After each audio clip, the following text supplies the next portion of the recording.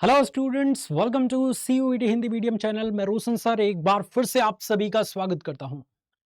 बेटा, आज हम अपने टॉपिक वाइज सीरीज को और आगे बढ़ाते हुए आज एक ऐसे टॉपिक को टच करेंगे जो बड़ा आसान है, बट थोड़ी बहुत चीजों के लिए बहुत सारे बच्चे कंफ्यूज हो जाते हैं। सो वही चीज आज क्लियर कर देंगे और मात्र 5 से 10 मिनट की ये वीडियो अगर आपने देख लिया 100% क्लियर हो जाएगा ये टॉपिक। क्या डिस्कस करेंगे भैया आज? आज अपन डिस्कस करेंगे कि अक्षीय स्थिति तो हो गया है, आई थिंक निरक्षीय स्थिति। कल हमने अक्षीय स्थिति के बारे में पढ़ा था, तो अब हम पता है क्या पढ़ेंगे? निरक्षीय स्थिति। निरक्षीय स्थिति में विद्युत विभव, दूसरे पेज पे ही लिख देता हूं। निरक्षीय स्थिति में वैद्युत विभव, इसके सूत्र का निगमन करने के लिए या सूत्र व्युत्पन्न करने के लिए पूछ दिया जाता है हमेशा।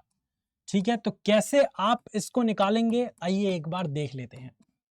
बच्चों देखिए, आपके पास एक वैद्युत द्विध्रुव है। चित्र बनाना सीखिए, जिसने चित्र बनाना सीख लिया पूरे डेरिवेशन को कर जाएगा।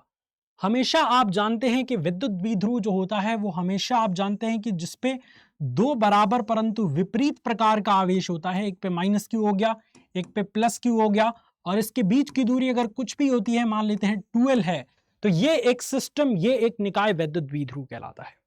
एक चीज बच्चों और मैंने बताया था वैद्युत क्षेत्र की तीव्रता वाले टॉपिक में, और वो चीज ये थी कि जो निरक्षीय रेखा होती है ना, वो हमेशा द्विध्रुव के मध्य बिंदु से जो रेखा लंबवत गई होती है उसी को हम कहते हैं निरक्षीय रेखा।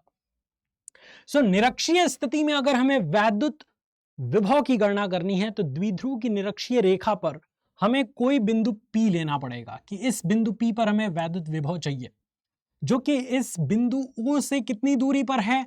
तो इस बिंदु O से मान लेते हैं हम कि R दूरी पर है। ठीक है, एक और चीज बच्चों कि अगर ये पूरी दूरी 2L है और ये बीच में मध्य बिंदु O है, तो ये दूरी L हो जाएगी और ये दूरी L हो जाएगी, तभी तो जोड़ेंगे तो टोटल दूरी 2L हो जाएगी। Yes sir. अब एक काम मैं और करता हूं कि इस पॉइंट से हमने जो है वो बिंदु P को मिला दिया और इस पॉइंट से भी बिंदु P को मिला दिया। अब हमारा हो गया डायग्राम कंप्लीट, और इसी तरीके से आपको चीजें समझनी है। अब एक चीज ध्यान दीजिएगा, 3 स्टेप में हमारा डेरिवेशन हो जाएगा। स्टेप नंबर 1 में हमें चित्र को अच्छे से समझ लेना है। स्टेप नंबर 2 एकदम अक्षीय स्थिति जैसा है, V1 तथा V2 का मान निकाल लेना है। दोनों आवेशों के कारण उससे कुछ दूरी पर विद्युत विभव की गणना कर लेनी है। स्टेप नंबर 3 नेट विभव निकाल लेना है, नेट कर देना है, नेट विभव V निकाल लेना है, सॉल्व हो जाएगा। एकदम अक्षीय स्थिति वाला प्रोसेस है, लेकिन थोड़ा सा बस इसमें डिफरेंस ये है कि अगर हम इस माइनस क्यू आवेश से कुछ दूरी पर बिंदु P पर वैद्युत विभव की गणना करना चाहते हैं तो हमें ये वाली दूरी मिलनी चाहिए। इस दूरी का मान हमें पता नहीं है बच्चों, तो इसके लिए हम मान लेते हैं कि द्विध्रुव का नाम हमने दे दिया A और B। तो सबसे पहला स्टेप क्या है? सबसे पहला स्टेप है हमारा चित्र को अच्छे से समझना है। तो चित्र को अच्छे से समझना और व्याख्या के लिए मैं डैश डैश दे देता हूं और आपको बता देता हूं कि आप भाषा कैसे बनाएंगे। देखिए, बड़ा आसान होता मेरे लिए, मैं लिख के लेते आता, बट मैं चाहता हूं कि आप लाइव सीखें कि कैसे भाषा बनाया जाता है, कैसे स्टूडेंट्स के दिमाग को विकास किया जाता है। फिर वो रटने वाले नेचर आ जाएगी आपके अंदर, मैं नहीं चाहता वो। कैसे बनाएंगे? माना एक वैद्युत द्विध्रुव AB चित्र में प्रदर्शित है, जिस पर दो बराबर परंतु विपरीत प्रकार के आवेश माइनस क्यू और प्लस क्यू उपस्थित हैं। दोनों आवेशों के बीच की दूरी 2L है। देख सकते हैं सारी चीजें लिखी हैं इस पे। द्विध्रुव के मध्य बिंदु O से स्मॉल r दूरी पर इसकी निरक्षीय रेखा पर कोई बिंदु P है, जिस बिंदु P पर हमें वैद्युत विभव की गणना करनी है द्विध्रुव पर उत्पन्न दोनों आवेशों के कारण। इसके लिए स्टेप नंबर 2 यहां से स्टार्ट हो जाता है बच्चों। स्टेप नंबर 2, इसके लिए हम क्या करेंगे? इसके लिए अब हम लिखना शुरू करते हैं। माइनस क्यू आवेश के कारण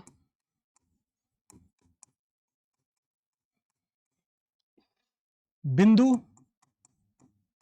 P पर विभव, और वो कितना होगा? तो बेटा इसके लिए हमें ये वाली दूरी चाहिए होगी। अब आप कहेंगे कौन वाली दूरी सर? तो इस माइनस Q आवेश से बिंदु P की ये वाली दूरी चाहिए। और आप होशियार हैं ही, ये लंबवत रेखा है तो ये 90 डिग्री का कोण यहां पे बनाएगा, ये भी लंबवत है तो ये भी 90 डिग्री का कोण यहां पे बनाएगा। तो ये एक समकोण त्रिभुज हो गया, ये भी एक समकोण त्रिभुज हो गया। समकोण त्रिभुज में अगर आधार और लंब आपको पता है तो कर्ण आप निकाल सकते हैं। कर्ण बराबर अंडर रूट में लंब का स्क्वायर प्लस आधार का स्क्वायर, तो R square plus L square ये वाला हो गया। इसका भी आप आसानी से निकाल सकते हैं, कर्ण R square plus L square, ये भी आसानी से हो गया। निकल तो गया दूरी। अब दूरी निकल गया तो माइनस क्यू आवेश के कारण वैद्युत विभव निकाल लीजिए। V1 बराबर माइनस क्यू आवेश से इतनी दूरी पर, कितनी दूरी पे? अंडर रूट में R square plus L square दूरी पर, वही है ना भाई? Yes sir. तो बिंदु आवेश के कारण विभव कितना है? होता है 1/4 पाई एप्सिलॉन 0 Q बटा R, बिंदु आवेश के कारण वैद्युत विभव। तो इसलिए आवेश कितना है? माइनस क्यू, तो यहां पे लिखेंगे माइनस क्यू, और बटे में दूरी कितनी है आपकी बार?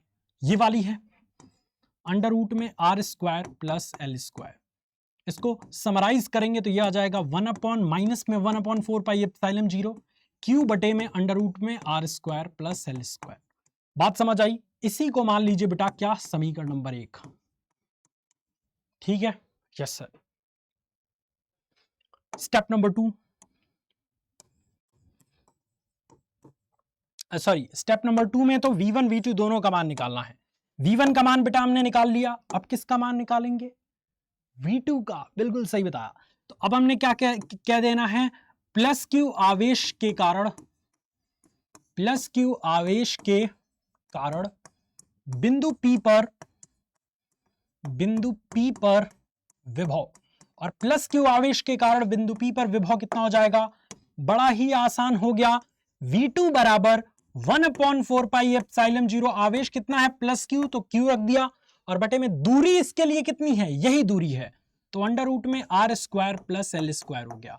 और मैंने बताया कि किसी भी बिंदु पर टोटल निकालने के लिए जब डायरेक्शन नहीं होती है तो टोटल निकालने के लिए हम क्या कर देते हैं? जोड़ देते हैं।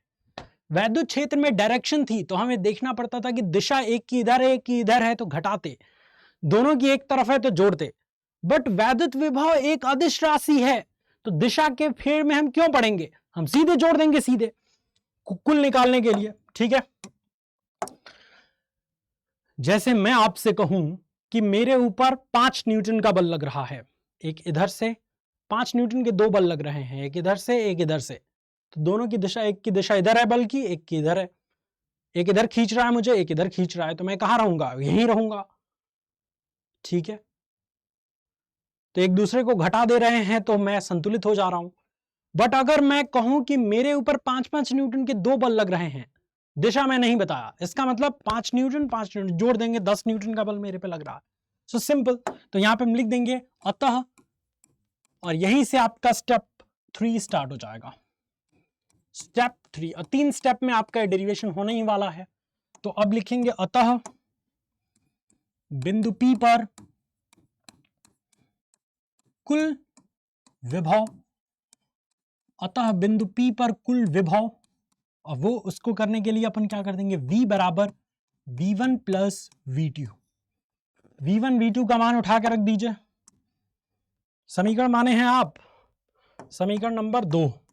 तो अब आप यहां पे लिख सकते हैं समीकरण नंबर 1 तथा 2 से, समीकरण नंबर 1 तथा 2 से दोनों को उठा के रखेंगे तो क्या हो जाएगा? V बराबर V1 का मान कितना हो जाएगा? माइनस में 1/4 पाई एप्सिलॉन 0 Q बटा अंडर रूट में R square plus L square, और प्लस में 1/4 पाई एप्सिलॉन 0 Q बटा अंडर रूट में R square plus L square.